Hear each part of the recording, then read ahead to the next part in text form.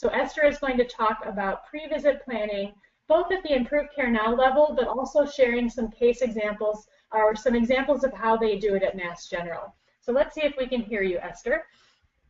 Do you hear me? I hear you loud and clear. And I will do your slides. Yeah, I'll do your slides for you if that's okay. Thanks. So as Sarah has already told you, I'm going to be talking about pre-visit planning. I think what I'm going to do is first give a little bit of sort of background to why we even do this process called pre-visit planning, then go into our quality improvement approach, tell you our story at Mass General about how using quality improvement techniques we instituted pre-visit planning here, and then go from the specific to the general and talk about what the collaborative, what Improve Care Now is trying to do to spread pre-visit planning more reliably. Next slide. So this all goes back, you know, I unfortunately I apologize because I had to be at something and I missed Peter's talk, but I'm going to guess that there was some talk about reliability of care and how do we do that using quality improvement methodology. So when we talk, we talk a lot these days about being highly reliable as medical providers, and we know that unfortunately there's great variation in care and that patients generally receive only 60% of recommended care, less in some areas, more in others. Click. So I don't have, you have it totally in your control, right, Sarah? Just checking. I do, sorry, yep, sorry. Okay, yep. No, that's fine. Just checking. And this unintended, this is variation that's really unintended. It's not purposeful, and it's not necessarily explained by what the evidence tells us. It's not explained by what the specific illness is.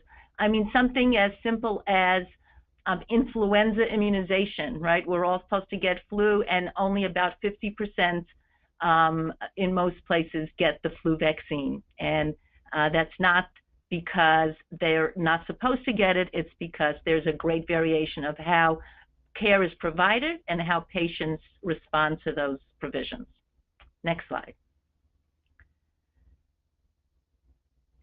So, you know, basically we've said this, there is a gap between what we recommend or what is recommended and the care that's actually carried out.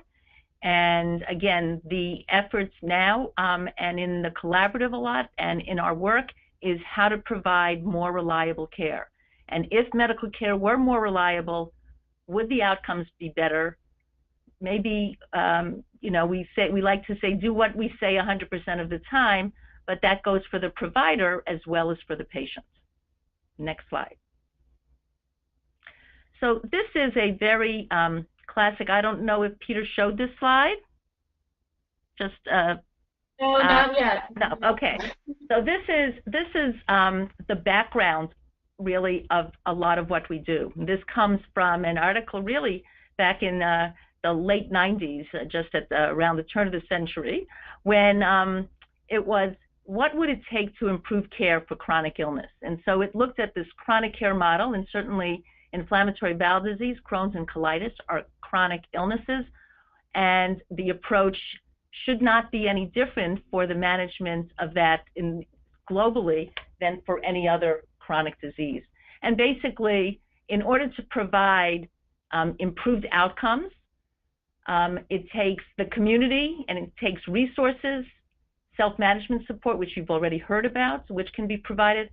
It takes a health system that's organized in such a way that it can deliver the care appropriately, that it provides appropriate decision support for the providers and the patients, that it has clinical information systems that are appropriate for the condition, and that provides for a prepared, proactive team and also an informed, activated patient. And that's where pre-visit planning comes into play. It's in this, the interaction between the patient and the provider all being prepared and proactive.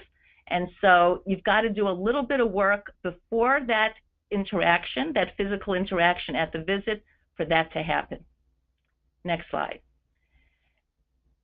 So based on that chronic care model, this is the key driver diagram for ImproveCareNow that was sort of redone in August of 2015. I believe we actually may have a new iteration coming out soon. But a key driver chart is another quality improvement tool, which basically you look at what your outcome, what you want your outcome to be. In this case, you want to increase remission rates.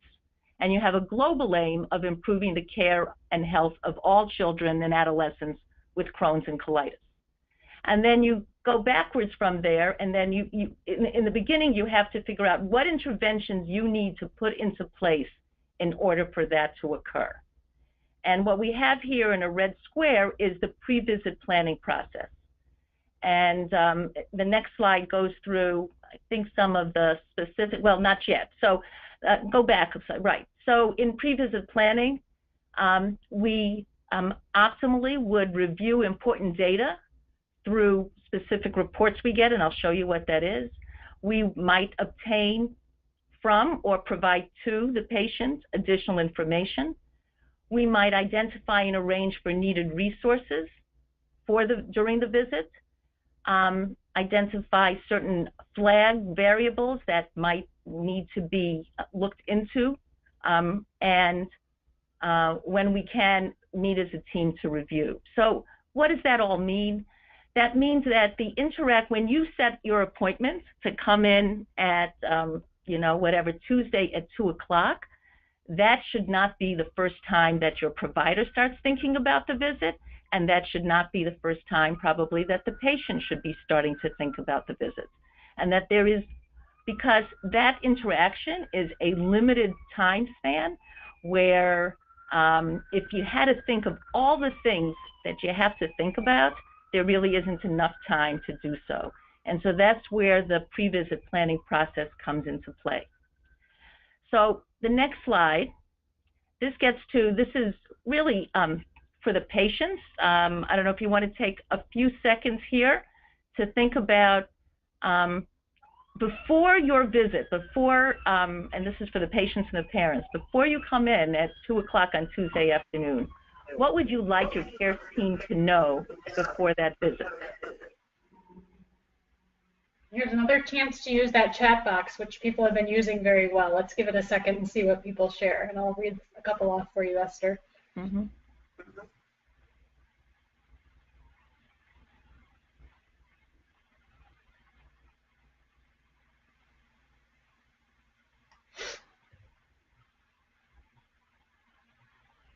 Got to be a few ideas out there. It's quiet in the chat box all of a sudden. Let's give it one more second. Yeah.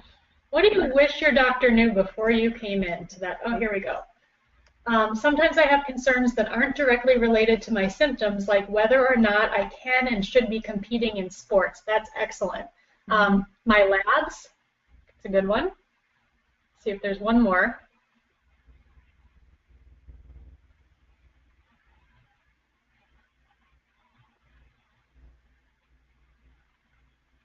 All right, let's go on. I have a feeling people will type while you're speaking. Right. So certainly I think it would be helpful to the provider to be prepared to answer some of the questions that you're thinking about, or that patients are thinking about, that parents are thinking about. So this is sort of taking that chronic care model and basically paring it down to having that prepared, proactive team. So you want to be prepared, the patient and the parent. You can discuss it at the visit. That discussion ends up being a much more productive one than sort of on the fly thinking, oh, what are my questions? I can't remember. I know I had a bunch of questions like 3 days ago, and then the follow-up. So that's what sort of we're looking at in terms of trying to have a productive interaction, and the preparation before it is really key in doing that. Next slide. And this isn't unique to chronic care management. It's really many practitioners do pre-visit planning, whether it's even just looking at the chart of the patient the day before. So this reviews the same things that we actually looked at in that key driver diagram. I've bolded in the 5 points, I've bolded the ones that we at Mass General had focused on for our pre-visit planning process. But There's lots of data that each patient brings to the visit, whether it's the immediate data or the data that they had a month ago or 3 months ago, but like what's the trajectory that this patient has based on the data, and reviewing that data, reviewing what their disease is, having all that in some organized fashion as opposed to, you know, looking around in the medical record at the time of the visit would be particularly helpful. We talked already about getting information from the patient or getting information to the patient. When we first started our pre-visit planning process, as you see, that's not bolded. That wasn't necessarily a high priority as we first started. Getting testing prior to the visit. There are some groups that are, rather than the patient coming in and getting blood work done that day, they've got a lot of work focused on trying to get those lab tests done prior to the visit so they can discuss that. Again, at that time, that wasn't, when we started out the process, that wasn't a focus for us. Identifying and arranging resources prior to the visit. So does the patient need to speak to a psychiatrist, a social worker, a transitioning team? You know, what other, do they need help with a 504 plan? Are they having problems at school? Trying to identify the resources that we might be able to have available to them. Do they need to see a nutritionist, for instance? Do those things need to be arranged? And then finally, we were really interested in reviewing also not only just their data, but what their plans might be in a huddle, getting people together, significant people together who might have some input into what the optimal care would be for that patient given what we know about them. So I think the next slide is going to start getting into what this pre-visit planning sheet looks like. So we're very fortunate that one of the great things that ImproveCareNow does is provide us with a pre-visit planning sheet. And basically it's I call it our one-pager. It's a two-sided or document which really summarizes the data on this patient and also makes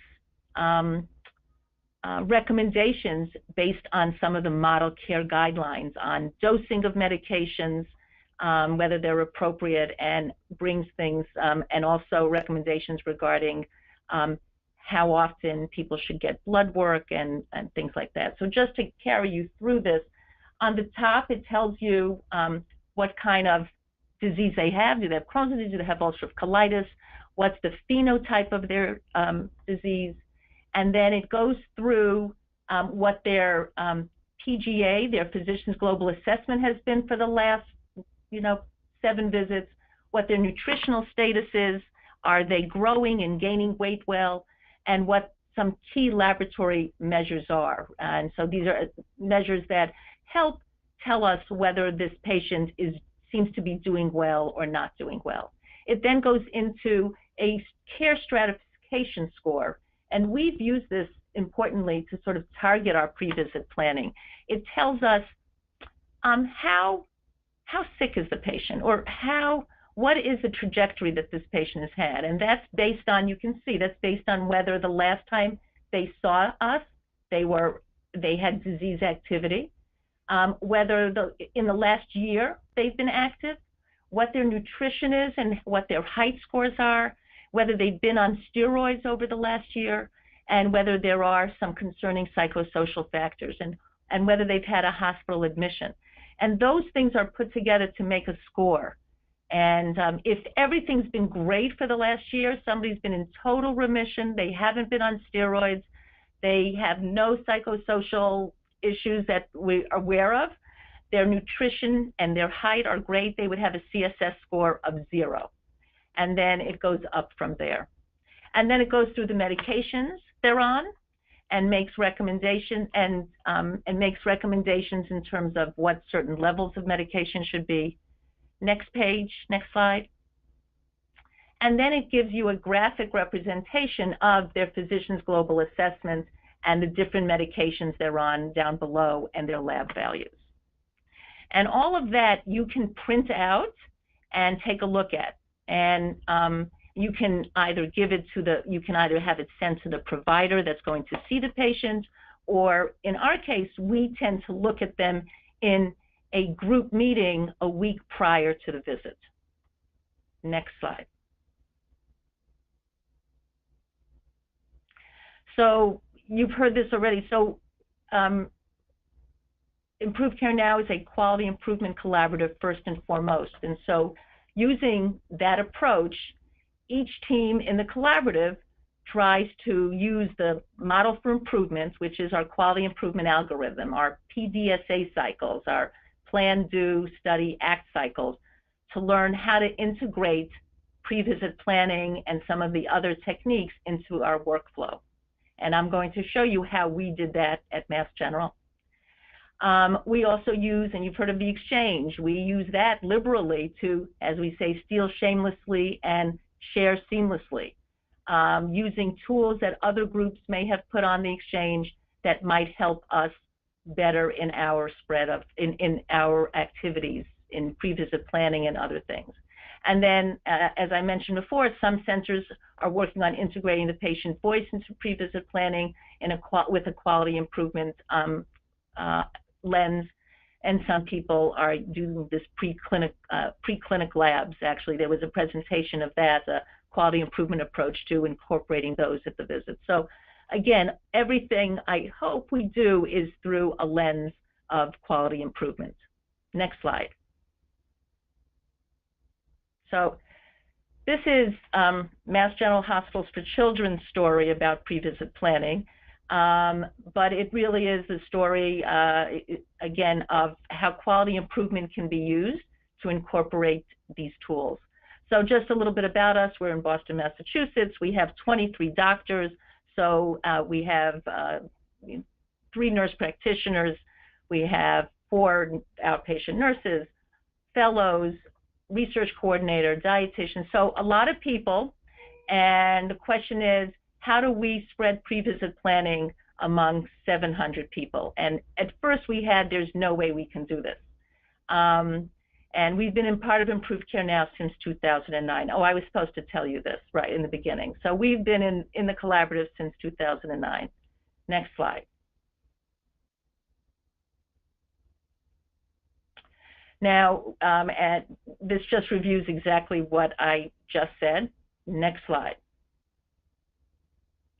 So we've been in the collaborative since 2009. The first few years were really just, you know, a matter of getting the IRB approval and trying to just figure out how we were going to enter data into the collaborative's database.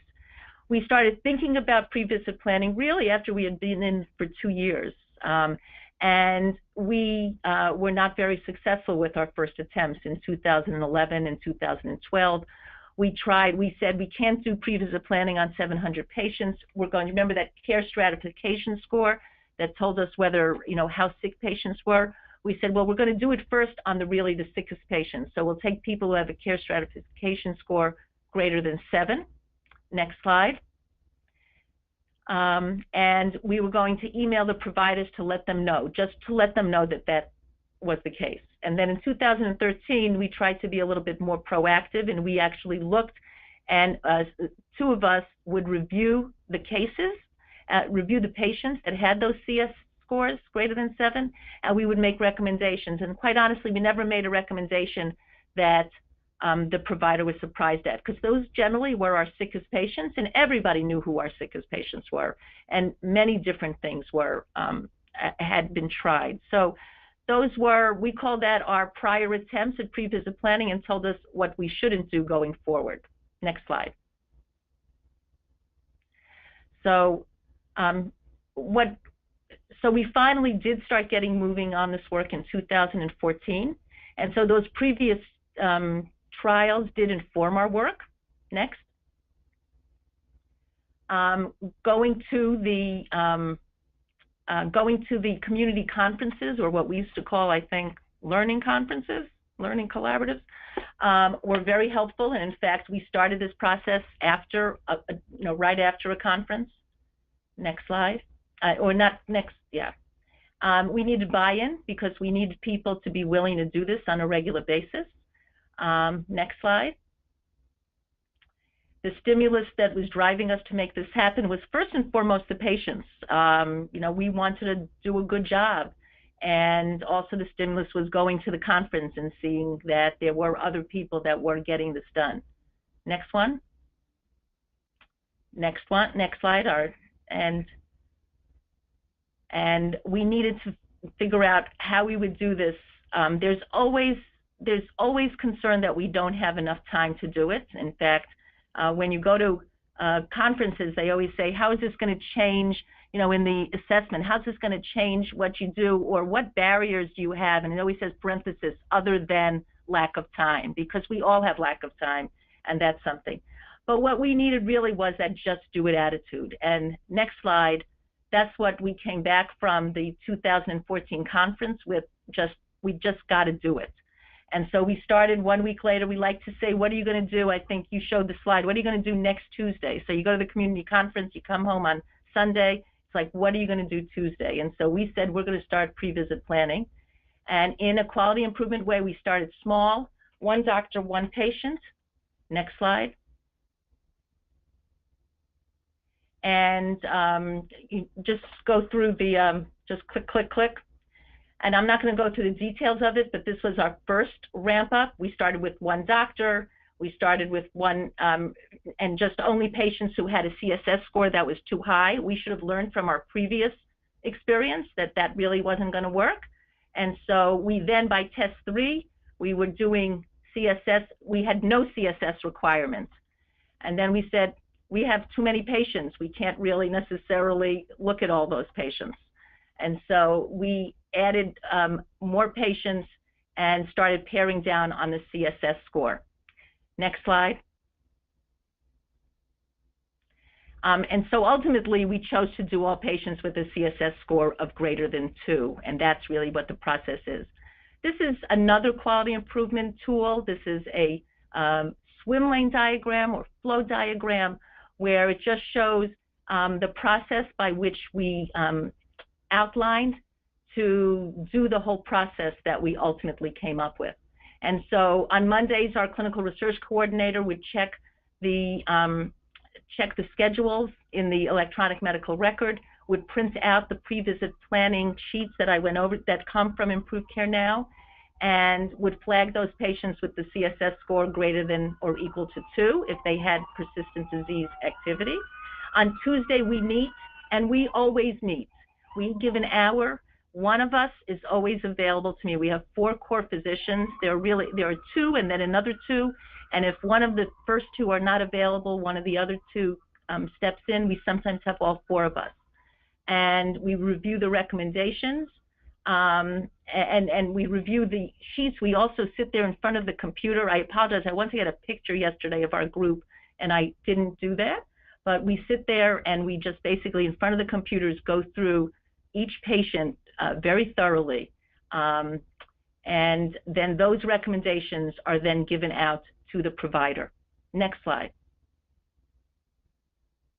This is a tool that we developed and is on the exchange. For each patient, it tells you what their, who the patient is, what their CSS score, what their and how and why they were given that score, and then what medications they're on.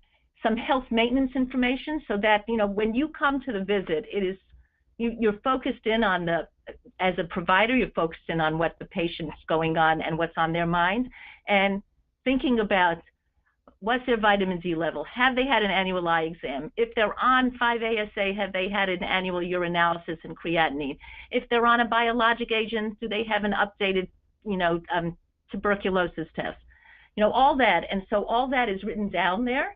And then the recommendations, next slide will show, I think, some of the recommendations that are sometimes made. No, it's not on this slide. But this is how we've evolved in terms of the, I will show you a page where it sort of shows what some of the recommendations are. But essentially, they are therapeutic recommendations as well as health maintenance ones. And now at our meetings, we have our physicians. We've added a social worker who has brought so much to the table, and now we really think about whether the patient needs some counseling, whether they need some transitioning help, all those other things aside from what medicine should we put them on. Our research coordinator helps organize this. This has become a learning opportunity for our fellows. So our first and second year fellows often come, sometimes our third year fellow. Inpatient attending physician comes when they can. Our medical students and rotating residents come in, and anybody basically is an open forum for anybody in our group to attend, and it often is a venue for bringing challenging patient issues up for a collaborative discussion. So although we always review the patients coming up in the following week with a pre-visit planning process, it is an opportunity for to discuss other patients that with other difficult situations that you would like input on. Because everybody is running in so many different directions, it's sometimes hard to even to get that done. Next slide. So these are some of the examples, I'm sorry. So if patient's still symptomatic, you know, escalate therapy, increase the dose of something, order a urinalysis. You know, they've had colitis for 8 years, they need to have a colonoscopy for surveillance screening. Next slide. This just shows that overall, you know, whenever you do quality improvement, you want to, you know, part of it is to see that the people who are having to do this, the physicians, are they accepting of this? And so although we haven't been able yet to really follow whether the recommendations are being followed uniformly, we did ask the physicians if they're finding it helpful. And I would say 100% of the physicians that we polled at this time, this was when we had 9 physicians part of it, said that they found the pre-visit planning recommendations, that they had used them at some point, and they found the recommendations helpful most of the time, to all the time. Next slide. Now, I had written in before, we had one of the things is bringing the patient voice in to the pre-visit planning, and we had tried to do that a little bit through our patient portal. A few of us sending out, we did a test of a few of us sending out messages through the gateway saying, hi, you're coming next week. Can you tell us what your 3 things that you'd like to talk about? And we were really not very successful in moving that along. I don't know if we have time now to have parents or patients type into the chat box of how to engage. That's fine. You have about 5 minutes left, so let's give people about 30 seconds if they have suggestions on how they would like to be contacted or reached to give input into pre-visit planning. Please share those ideas in the chat box. Let's see if any pop up quickly, but then you can definitely keep answering it as Esther continues. So next slide. So because it was difficult to do it the other way, what I am doing at this point is basically doing pre-visit planning at the time of the visit. But when the patient gets the clipboard with, when the patient gets a clipboard with their intake sheets, they also get a little yellow piece of paper that just says listed 2 to 3 most important things you want to cover today. And I find it helpful because it's, you know, there's always a few minutes in the waiting room, or hopefully not too many minutes in the waiting room. But by the time they come in, many at least have thought, and it, you know, as before somebody wrote they want to hear about labs. We generally will go over them, but you know, there are some things that come out, and always at the end of the visit, I'll take a look. I'll try to take a look back at that yellow sheet and say, have we answered all the questions you came with? Anything in the box? Yeah, interestingly, somebody did share, they wondered whether technology was a barrier. And so I think your example is a direct sort of response to that. Somebody else said texting would probably be best, or maybe an email. I have found patient portals to be cumbersome. And somebody else said, did you try a phone app? Most people have smartphones, not all have computer access. So those are great comments. They are great comments. We don't, right. And I think we have phone numbers more reliably now, but I would say that email addresses is not that. I think when we looked at that to see how reliably the email addresses that we had on the patients were, it wasn't very good, but they're all great ideas. Next slide. So this is, we're very proud to have seen our remission rate increase as we put in the pre-visit planning process. So we were doing okay, and then we had a little dip down, as often happens, but it was a consistent dip down here in 2014, and we began our pre-visit planning process then. And then we increased, and we're now, we went, I think we actually dropped below 80%, which was not good. And we now are consistently above 80 to, percent, and which is the target for the collaborative. And we now have spread pre-visit planning throughout the whole group of us, and it's just the way work is done.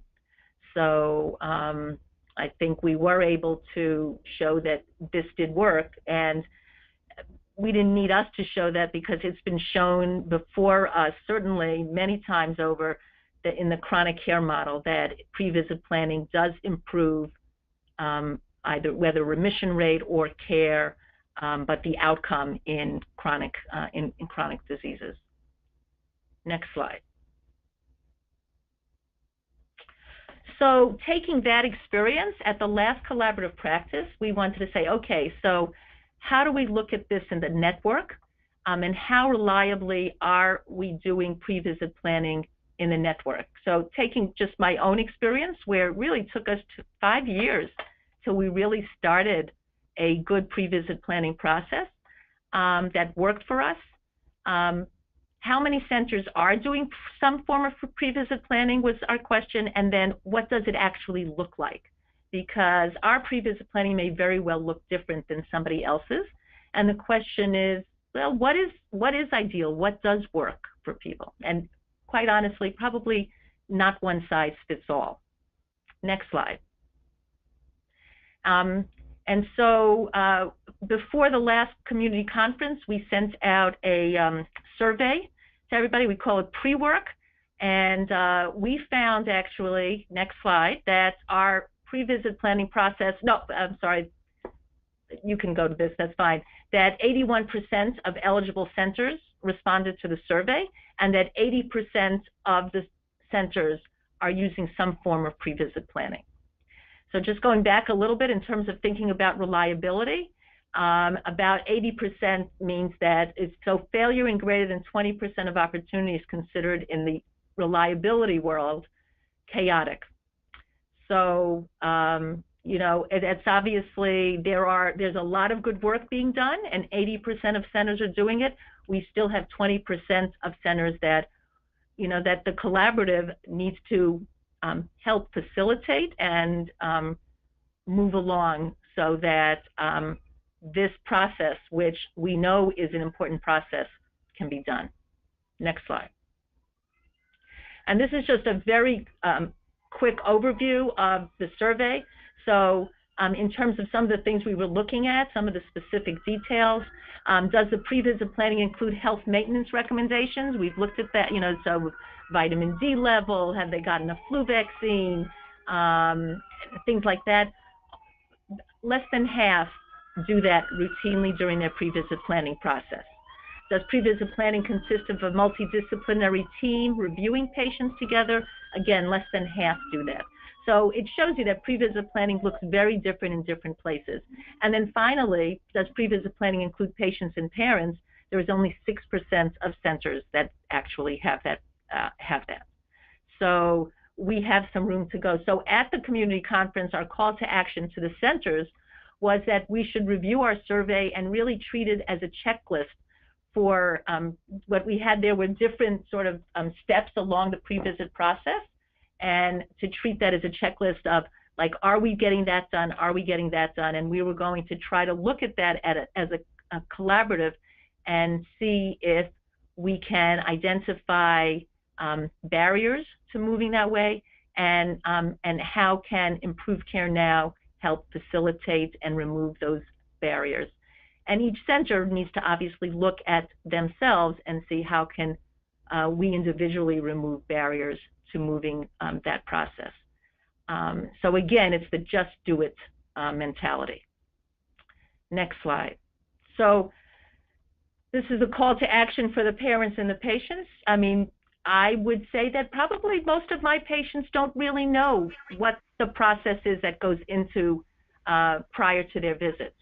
And maybe if they did, maybe they would want to have input beforehand as well. And so how can parents and patients best partner in that pre-visit planning process? I think that may be the last slide. Next, is there another slide? Yeah, so. You've got one more, your conclusions. The conclusions, right? So pre-visit planning, we've shown that pre-visit planning is feasible, even at our center. ImproveCareNow. Oh, I'm hearing an echo. I apologize. My voice is coming back at myself. ImproveCareNow can provide tools to help teams set up a pre-visit planning process. Lots of tools on the exchange. We know now, we have data to tell us that there's variation in the interventions that different teams use to accomplish pre-visit planning, and that using quality improvement tools can hopefully decrease the variation, and we know it can increase the remission rate in the management of patients with Crohn's and with colitis.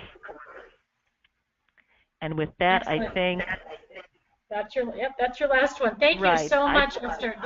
That was a wonderful, very comprehensive presentation, and I love how you took us from the network level, sort of the high-level overview of what pre-visit planning is, sort of then down to your local level and then back to the network level, which really helps, I think, demonstrate how the centers are very, a lot of them are doing things in their own unique way, yet the general concepts are the same, and that's where the learning has to happen. I just want to flag for folks on the call before we say goodbye to Esther that there's a really nice video that was created by one of our centers, Levine Children's Hospital, that actually shows different members of the care team talking about their role, sort of sitting at their desks talking about their role in pre-visit planning. So when you receive these slides, you can just click on this to see that video. I also want to just reflect, Esther, that one of the things I love about our work together is that we're very transparent about areas for improvement.